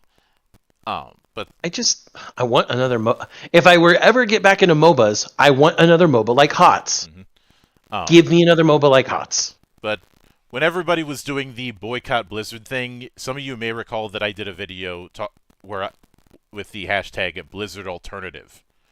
I was saying that boycotting isn't enough. I think instead focusing on games that have a similar experience outside of that bubble was appropriate. And that's where I brought up Paladins. And Paladins is very much a hero shooter. It does have a somewhat better variety of modes. There's only a couple downsides that I have with it. One, the way that it kind of staggers its tutorial around a bit of a level setup, where you can't really get into full multiplayer until you've played a few bot matches. This is a mixed blessing. The other issue is how it handles hitboxes. It doesn't do full-on polygon-style hitboxes. It does capsule-style hitboxes. The same kind of hitboxes that you might see in an arena shooter. Or in Elden Ring. Hit capsules have been data mined as being the way hitboxes work online. Which 99% of the time, the capsule hitbox change isn't going to matter. But there is that 1% where you might get hit with something that you could have swore should have missed you. Or you might get missed by something that absolutely should have hit you. Mm-hmm. Because the capsules are usually internal to the character model. And usually. Now, granted, when it comes to the heroes and upgrades, oddly enough, because of the way upgrades work in something like Paladins, you don't have the guide damage as much as you normally would. Wasn't it like 3 cards presented to you whenever you're at home base? Yep. I remember playing a few bot matches on Paladins. It was intriguing, but I had nobody else to play with. Yeah. they have introduced a card based system, um, where you can essentially load out a set of 5 mods, but the thing the thing is, every instead of it being a universal shop, every character has their own set of cards. Yeah, and you could set up the deck outside of matches, couldn't you? Mm-hmm. Yeah. I The other thing is, if it's too much, there's preloads, much in the same way, much like a pre-constructed deck in a card game. Yep. It had a lot of newbie and casual friendly features. Mm-hmm. And a lot of the time, instead the problem that I have with the cash shop in something like League is that with rare exception, a lot of the things that you can buy are numbers go up. Yeah. Those numbers go up on stats that you need for your character build in late game usually. Mm-hmm. But let me use an example. Let me go with the Desert Silence pre-built loadout for Shaolin. Okay. So here are the 5 cards you would end up getting out of that. Mirage reduces cooldown of withdraw by 3. Run like the wind. You get a 3-second movement speed boost after using withdraw. Skewer, hitting an enemy with crippling ammo reduces the cooldown of rapid shot by 1.2 seconds. Quicksand reduces the cooldown of crippling arrow. And Poise, which reduces the movement speed penalty while drawing the longbow. Now, granted, it's things like incremental percentages or a few seconds with these effects, but I think you can see that it's clearly leaning to a certain playstyle. Yeah. And the other two pre-builds, Recurve and Sandtrap, have their own approaches. But the key with this is that you know how I mentioned the whole characters having a playstyle instead of you having a playstyle with a character? That isn't necessarily the case here. You can develop multiple playstyles with characters. Mm-hmm. There's also the fact that Paladins was developed by the same people who were responsible for Tribes and Global Agenda, and the game is not exactly polished. However, I will take a unpolished but interesting game over a polished bore fest any day of the week. Indeed. And when it comes to Hero Works, as tempting as it would be to bring up Apex, especially since it's one of the characters that's represented here, I think the reason Apex is able to be successful with its hero mechanic is due to the fact that since it's using the Battle Royale setup, you don't have to all that matters is having one person survive, even if you are on teams. And more importantly, there's so many more moving parts to account for, so every match can feel somewhat different, even if you're using the same huge map. I may have issues with Battle Royale as a genre of shooter, but I acknowledge the strengths that it can have. Mm-hmm. And I'd also like to bring up the one game that feels like the odd man out with Ubisoft's design ethos these days. That being Rainbow Six Siege. The reason even though Siege is technically a hero shooter, it's a little bit hard to classify it among its competitors because it's operating on its own set of logics. For one, that whole issue of instead of using powers, you have you have a full-on kit, and you have the line between attackers and defenders, as well as the fact that matches are not going to be all that lengthy unless people outright want them to. Mm-hmm. In fact, they're going to be pretty short, and once you're killed, all that you can do is provide map support for everybody else.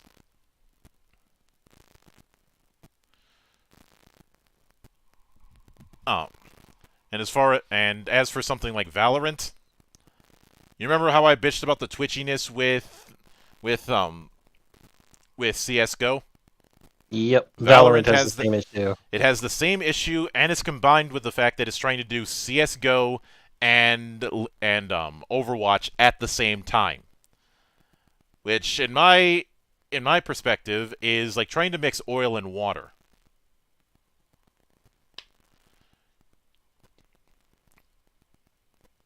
The two of them don't complement each other.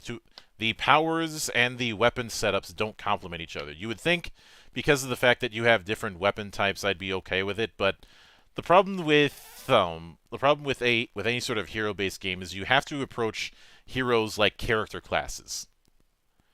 And with character classes, no matter how much you try and build it, there are certain things that a given class is just not going to be good at. Yeah, but you should still have options to vary within that kit of expertise, which was the major, as we pointed out, the major failing earlier with Overwatch was they had no kit. You played as that person, not with their kit. I guess the best way to describe the whole played as is the problem that we have with fighter design in the most ubiquitous role-playing game. You are expected to do basic attack and fuck all else.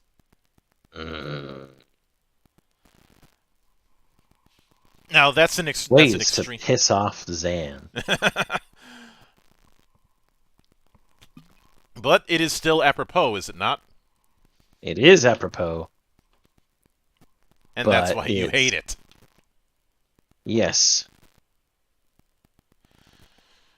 Now, these days the concept of the hero shooter has kind of taken a backdrop.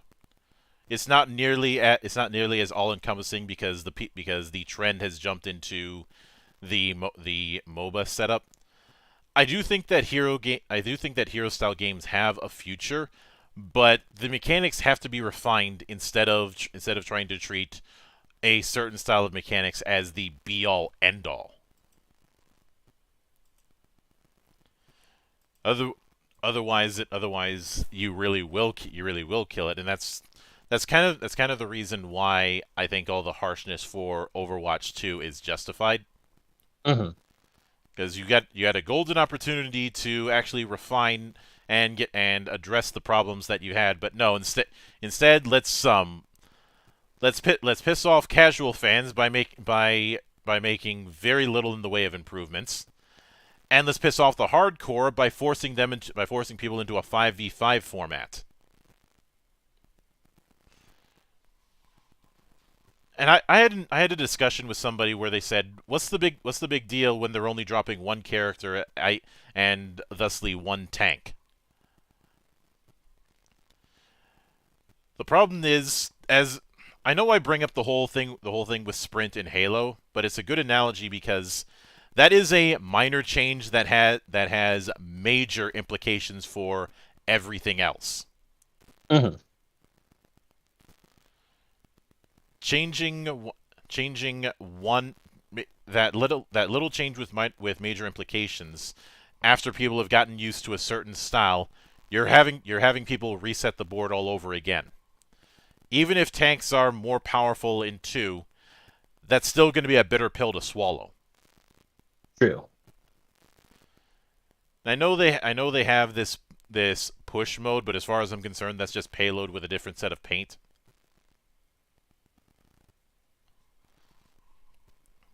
And, well, as I've said before, lipstick on a pig is still a pig. But I'd say on the MOBA end of things, the things that need to be the things that need to be considered for refinement for the future is utilizing a talent-based system instead of a cash shop-based system, giving people room to breathe when it comes to how they play their character, and making it so that multiplayer isn't always sweat mode. In the shooter end of things, it's either go all encompassing or build around classes. You can't do both. And would it kill to put some sort of deathmatch mode in? Especially for team-based shooters of any type, team deathmatch is always a good plus. Yeah, I've never understood why so many hero shooters are vehemently against team deathmatch and instead want to go with some kind of gimmick. And you'd think team deathmatch would be utilized more often for how easy it is to implement and maintain. Mm-hmm. And for fuck's sake, we've had this thing as down to a science for over 20 years. And just because it's class-based, that doesn't mean that team deathmatch can't be done, because all you can do is just emphasize the team part. Yeah. I mean, hell, look at. I know it's not a shooter, but Dissidia NT. It only has 2 modes, but neither of them are at the same level of gimmick. You have either a full-on deathmatch mode. Mm-hmm. And granted, you have the whole thing with the crystals, but with said crystal, the meta is all about controlling the area. Because if an ally is nearby, the crystal can't take damage. Mm-hmm. Plus the fact that it's 3-on-3 means that fights are going to go a hell of a lot quicker. But because of how the burnout has happened and the rising popularity of the indie scene moving to boomer shooters, I don't expect a major comeback for the idea of class-based shooters for a while. Or if we do see more class-based approaches, they're gonna be borderline arena shooters. Speaking of which, I just realized one other thing that can instantly fix a lot of the toxicity problems with either game. 2 words: custom lobbies. That too. Yeah. Of course. But then if you make custom lobbies, you won't play the ranked mode. Who the fuck cares? Do you want people playing your fucking game or not? People won't be playing the rank mode? Your terms are acceptable. The only people who should be playing ranked mode are for people who actually want to go up in rank. For people who just want to play casually, there should be an option for that. This isn't all that hard. And if you need a case, and it's not like custom game lobbies is some newfangled thing. We've known about how to do custom game lobbies for years. And hell, portal mode for Battlefield 2042 is the only thing that's keeping that game somewhat alive. Mm-hmm. Somewhat. And custom game lobbies in Halo Infinite have resulted in some beautiful and terrible things. Like putting in moon physics. And yes, a lot of the modes in that are completely stupid and insane, and that's the point.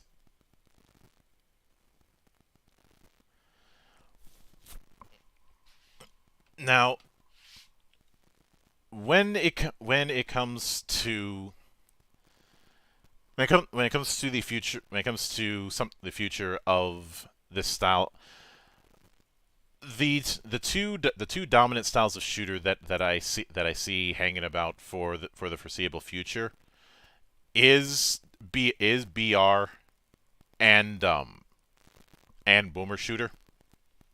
Mhm. Uh, arena. I think a lot of these styles that have been abandoned in the rush for hero and BR are you're going to see more of in the years to come, because people are realizing there's a lot that we ended up losing in the process of this kind of thing. Do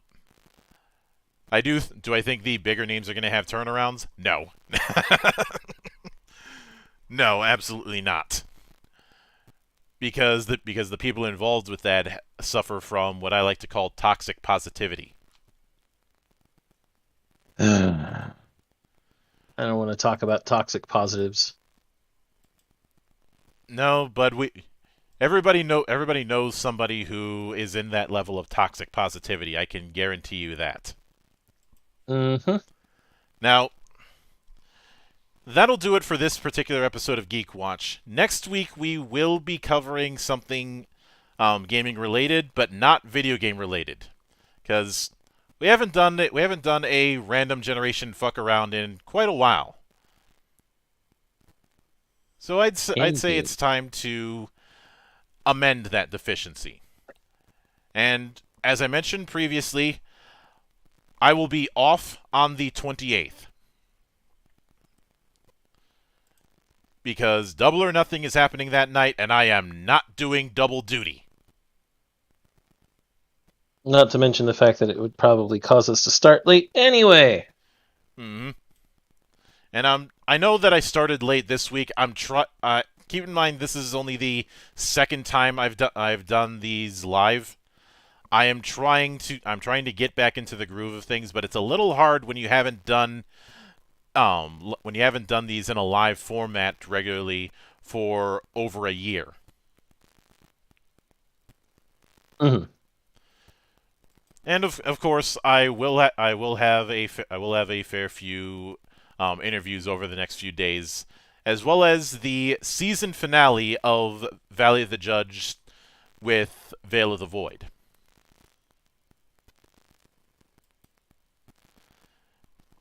So, as Yoshi P would say, please look forward to it.